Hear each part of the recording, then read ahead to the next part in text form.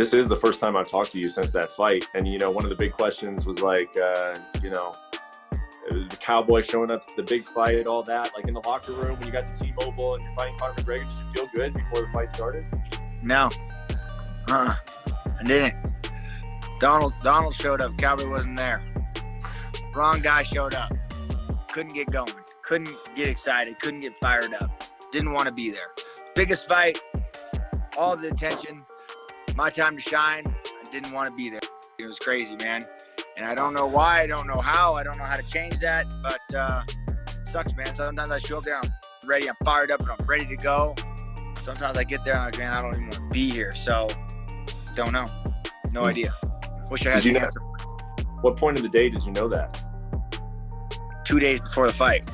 And I was just like, man, it was just hard. But when I showed up there that morning, it was just like, man, like, I don't know, I just wasn't feeling it.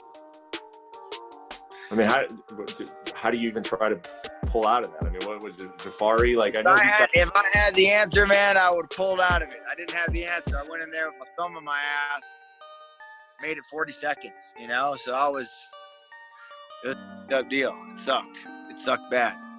You know what, most people, I haven't really talked to anybody about that fight or anything going in, but when he came at me and ran with that big shot and I shot in, man, his hip, I hit his hip bone. Like, that's what started the whole, you know, and then I grabbed a hold of him just to like get my bearings back, and he like did the jumping shoulder slam, which just compounded the fog in my brain. And then I left go and he head kicked me. So it was just like, you know what I mean? There was no time to like regroup. So it was from the first second of the fight to when he ended it that I couldn't even get my bearings back. So it was like, a lot of people come to me and said that I threw the fight, and I was like, man, you got the wrong guy to think I'd sell my soul. There isn't enough money in the world I'd throw a fight. You know, kidding me, please. Does that still bother now? Like that people actually thought that about you? That's just funny. Like, you guys are so stupid. Like, they wouldn't.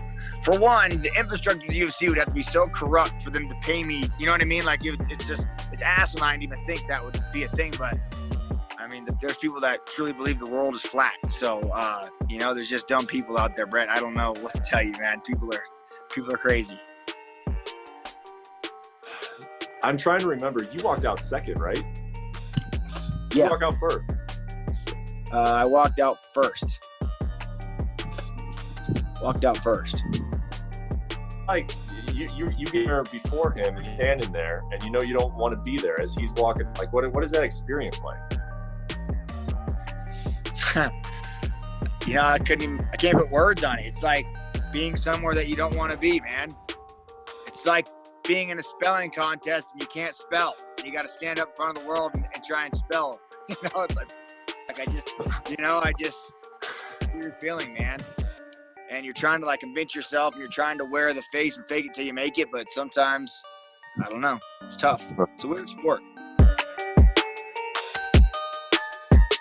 Fight when it came up is that he called you, and then that night you told him, well, you don't take short notice fights. And so initially it felt like that first reaction was, well, maybe we don't take this. Can you kind of talk me through like what went through your head when you got that phone call from Justin? You know, I have conversations with my athletes, and I follow their purpose. You know, I'm the co-pilot, they're the driver, and his goal was never to take a short notice fight. But he's purposeful, and he wanted the world title, and he's been training for a world title, and that's his purpose now. He used to want to be the most excited fighter in the world. But 3 fights ago, he told me he wants to be a champion. He thinks he's ready to be a champion. He wants to go through the processes. So when he had said the fight to me, I said, no, man, you don't take short notice fights. And I'm sticking to what you tell me, and having your back with it. And then he told me, he's like, man, I'm in shape. I've been sparring. I've been in the gym.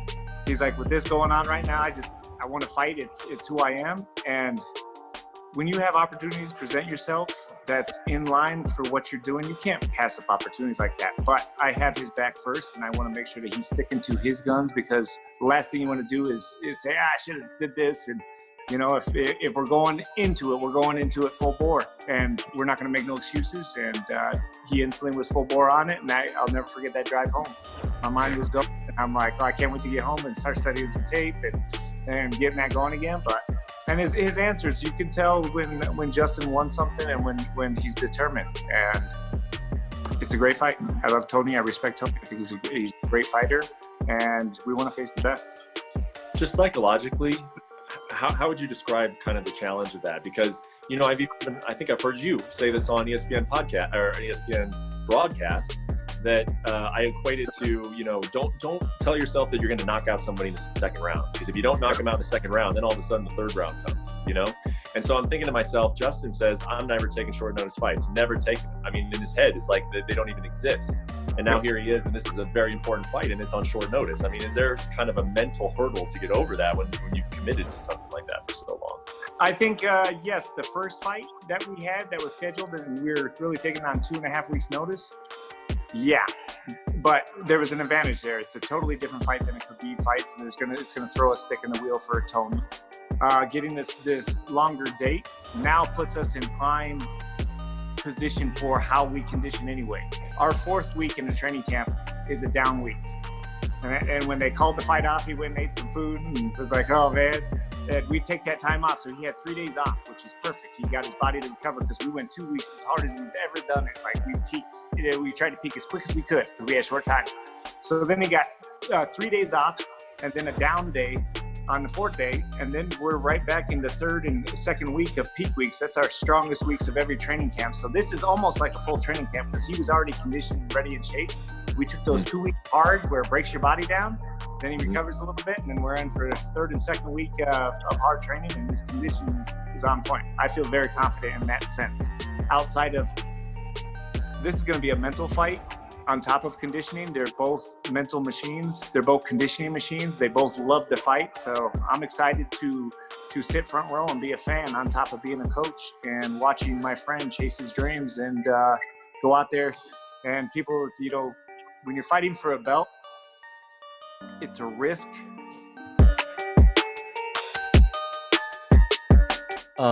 Several months prior, because a month or so after your fight against Israel Adesanya, you came on my show and we talked about the fight, and you appeared to be in good spirits and whatnot. Were you just masking how you were feeling? Were you hurting a lot more inside than you were letting on, or did this kind of affect you after? Did you say before the fight or after the fight? Right after the fight, like a month or so after the fight, you came on the show and you were very open and, you know, honest about the fight itself and about moving on and getting back on the horse. So I'm just curious, how were you truly feeling in that moment a month or so after the fight? No, that's exactly how I felt about the fight. Okay, the fight is what it is, and that's how I felt about it. I went in there, I did my best, and I come up short, and it happens.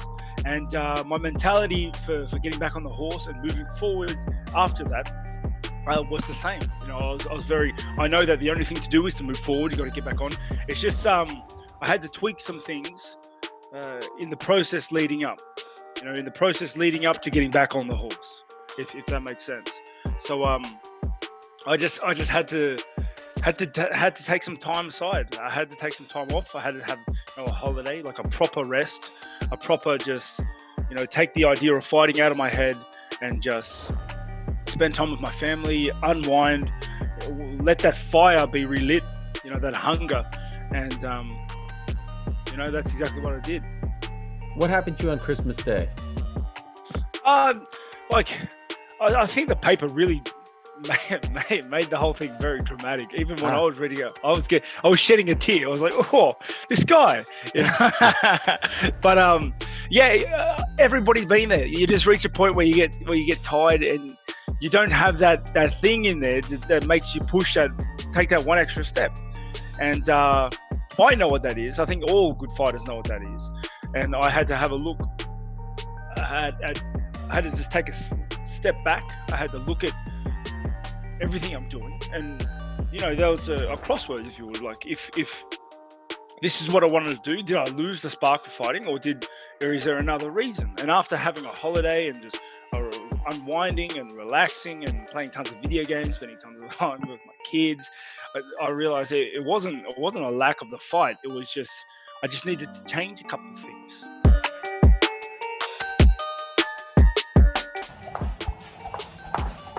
What's up, crew? You like me? You crush that quarantine. Monster Energy.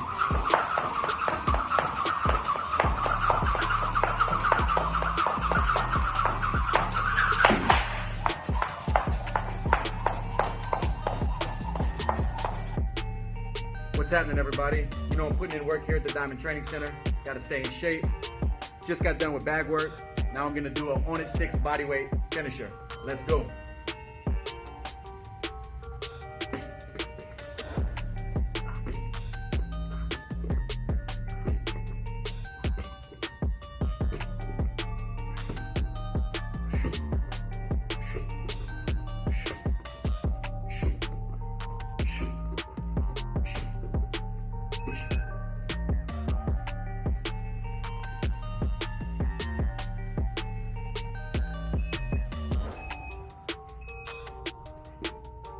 Get that now? Doing a little mountain biking today with the fellas. My man just got done climbing an amazing climb. So proud of this guy. We working out here, working hard today. Oh yeah. Beautiful Albuquerque, New Mexico. We're gonna go up to that first tank right there, and then we're gonna descend all the way. It's an exciting day today. I got my wrestling coach Izzy here in town, Izzy Style. And today we are trimming my wrestling mats so that we can get them laid out flat, get them trimmed around this pole. Let's see the process. Hopefully we don't mess this up.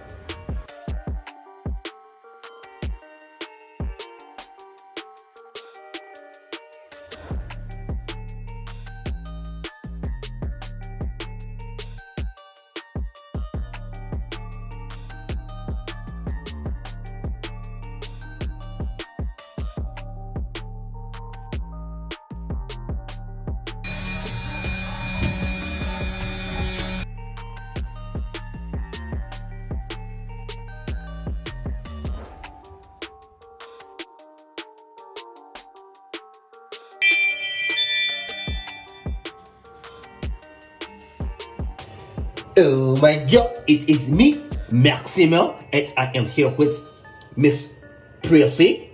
Can you tell them your name? Miss Pretty? Yes. Yes, okay. Hold. Okay, excuse me. Okay, please hold your towel, please.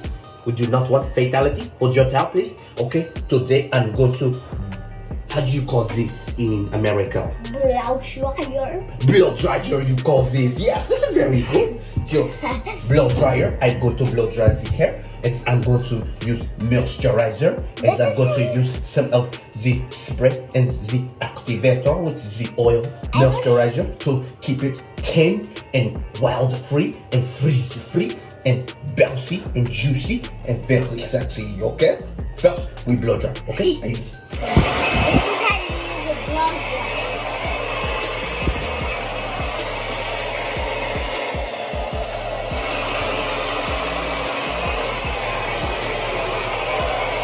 your top up, please. Keep your top, please.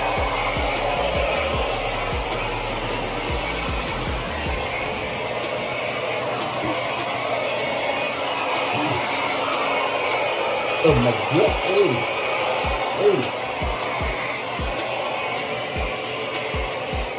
oh my god, look at your hair. Already I can see difference. Very bouncy, very juicy. No, that's not bouncy. This is bouncy. Oh, okay. I'm sorry. That's Hold your towel, please. Bouncy, juicy. Okay, first, now we use a little bit of oil moisturizer. This is juicy. Oh, okay. Yes, you're right. Very juicy like this. Now we use oil moisturizing spray. You can take a straw from my head. Oil moisturizing spray.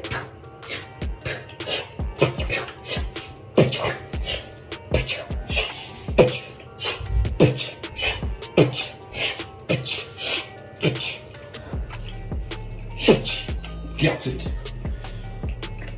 Now we style a little bit. Style.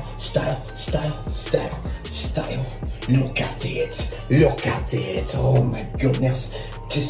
I'm so jelly of your hair. I'm so jealous.